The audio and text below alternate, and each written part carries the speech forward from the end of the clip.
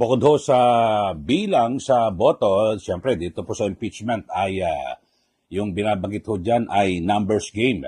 Bagamat pinagtatalunan ho ngayon na dapat 16 votes pa rin ba, two-thirds ng Senado ang sinasabi na pagbabasihan dahil sa suspendido raw nga po itong si Senator Jingo Estrada at ito pong si nagtatago naman si Senator Bato de la Rosa. Pero dito ay mamaya i-discuss ho natin yan.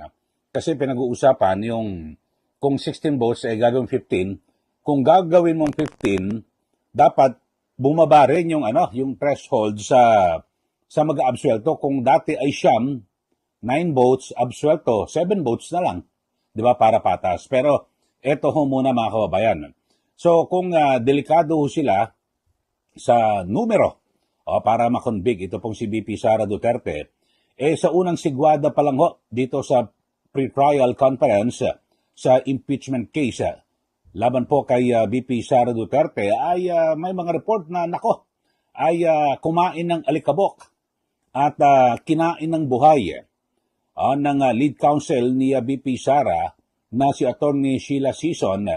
Ito hong grupo ho ni na Congresswoman Jerbil Luistro na nagsisilbing prosecutor dito po sa impeachment trial ni VP Sara Duterte. At ayon po sa politiko, at sinabi po ng kanilang scooper na tila lamang na lamang po ang depensa o yung kampo po ni VP Sara sa talakayan kung saan ito pong si Batangas Congresswoman Jerbil Luistro, ang lead prosecutor ng Kamara, ay nahirapan umanong makasabay sa mga argumento ng kampo ni VP Duterte. Ngayon, so dito ang pagkakabanggit nga ho mga kababayan kinain ng buhay, nilapa ni Attorney Sison ito hong si Luistro sa pre-trial. At dahil sa ganyan, kasi alam niyo naman sa mga nakaraan, di ba? Sa isinagawang impeachment proceedings, yung ng House Committee on Justice, dyan po sa House of Representatives, talagang gusto bagay, makikita niyo naman yung mga galawan doon ho di ba? Yung mga tanong na may kinuha sila mga resource person, pero yung mga tanong na sila-sila lang ho at alam niyo ho yung mga motibo, di ba? Kasi depende ho sa tanong at mga sagot. Tapos ngayon lumilitaw ho mga kababayan na mukhang hilaw na hilaw at baka hindi lang ho sila matalo sa numero, pati ho mismo sa mga argumento sa detalye ho ng mga kaso. Yun ho.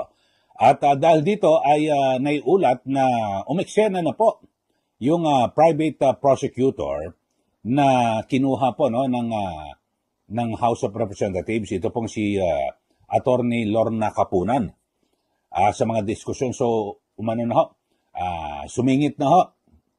At siya po ay naging aktibo na dahil sa natatalo sila at nangangamote.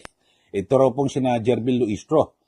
At yun ho mga kababayan, so nagkaroon po rin ng mainit na palitan ng magkabilang panig. Mukhang magaling ho itong si Attorney Sheila Sison ho mga kababayan. At ayun ho, lumabas din sa ulat na naging tensyonado ang ilang bahagi ng pagpupulong hanggang sa kailangan umanong mamagitan yung Senate Secretary na si Attorney Renato Bantog Jr. upang mapanatili ang kaayusan ng pag-uusap. So nag-referee siya kasi talagang matindi ho mga kababayan. At alam naman natin na itong si Attorney Sheila Sison, talagang batikang abogado po ito mga kababayan. So yun po sinasabi, yung naging takbo raw po, hindi naging patas. Talagang kumbaga sa dehadong-dehado raw po itong kampo ni na Luistro.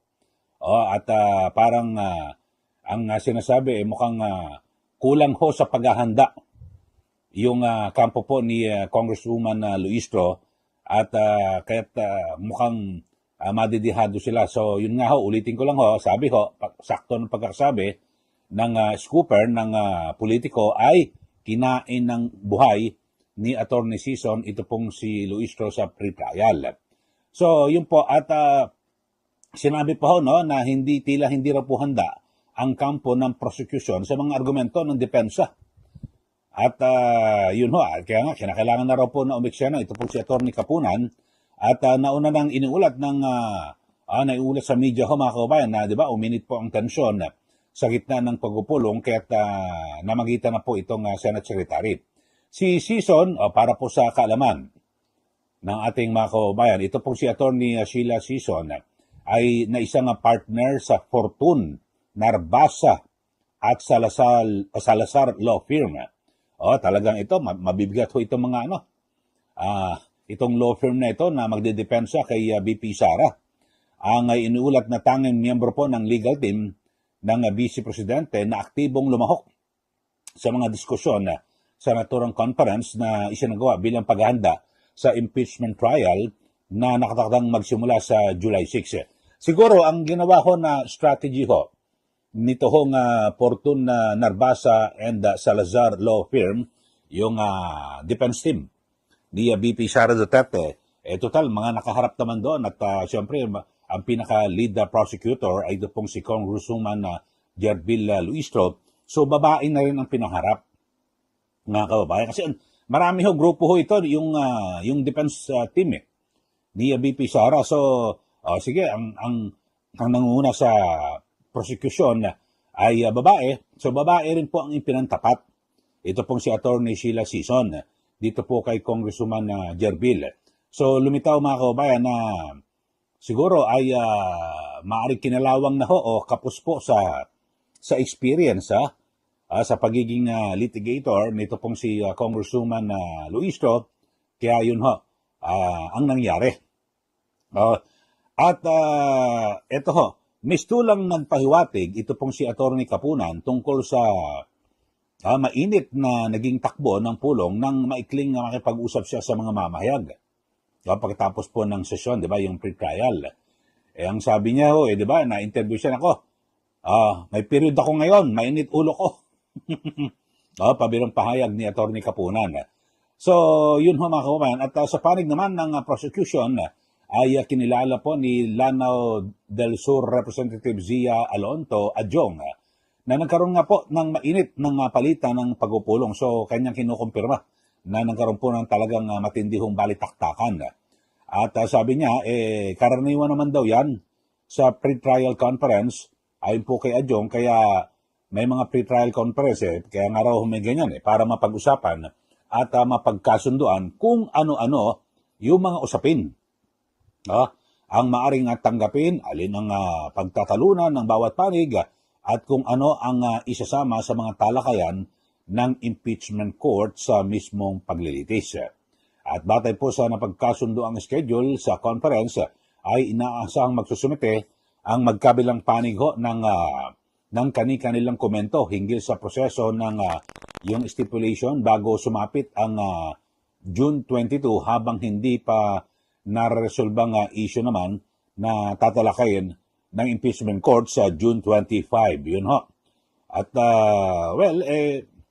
ganun ho talaga mga kaubayan at siguro ay sa susunod ho na pag-aharap. Kasi pag mga ganyan, yung pre-trial conference, para mas maging mabilis po ang proseso ng paglilitis. Kaya may mga ganyan ho nag-uusap na yung magkabilang panig at may mga binabanggit pa ho itong ibang mga sinasabing prosecutor o kasama po sa prosecution.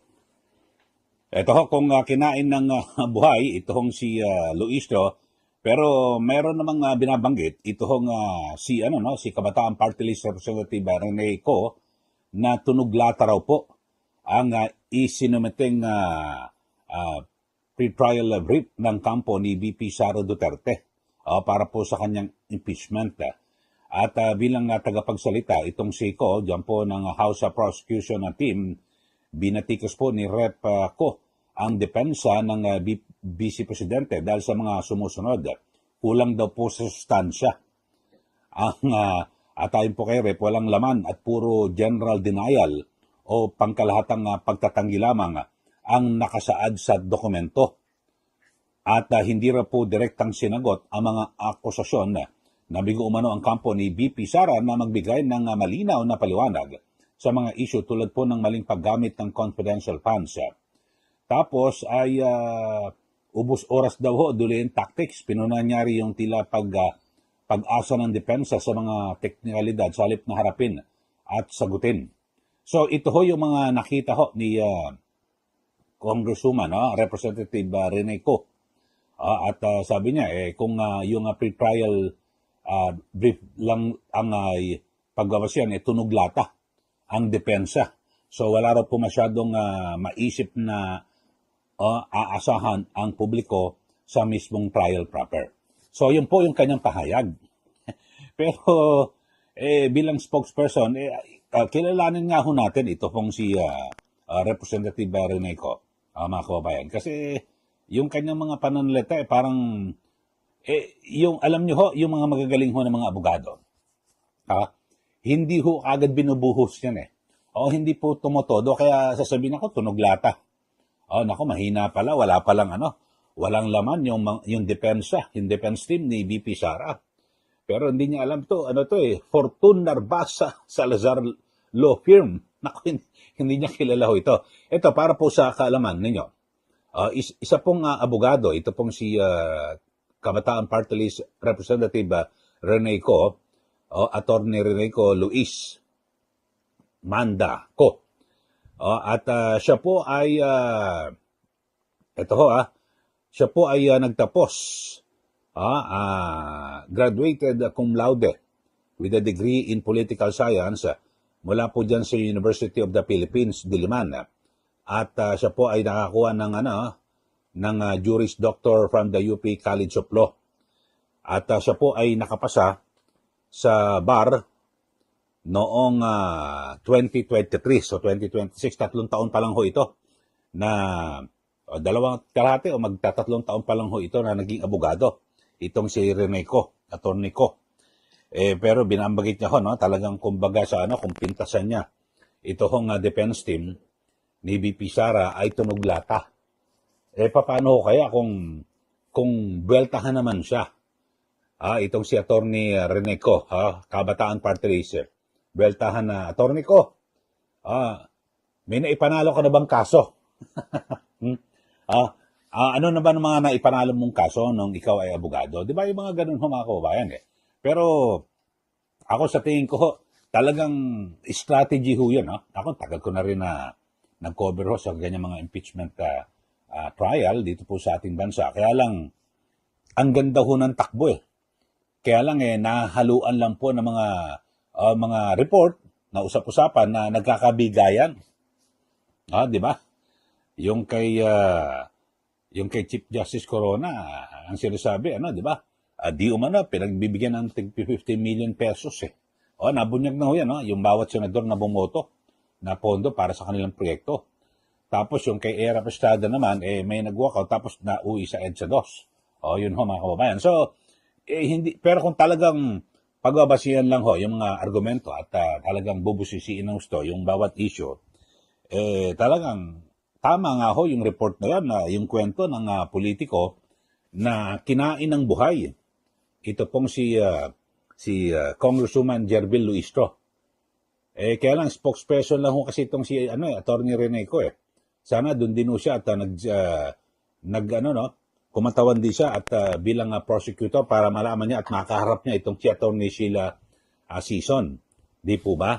So, yun ho, kung tunog lata, ano nangyari dito sa sinasabing kinain ng buhay? Anong tunog iyon?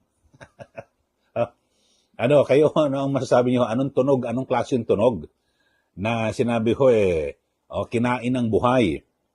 Ni Attorney Sheila Sison. Siya lang ho pinauna at kasi siyempre babae yung lead prosecutor diyan po si Congresswoman Luistro. So ang ginawa ng defense team ni VP Sara, babae rin pinaharap. Sige, para patas ang laban.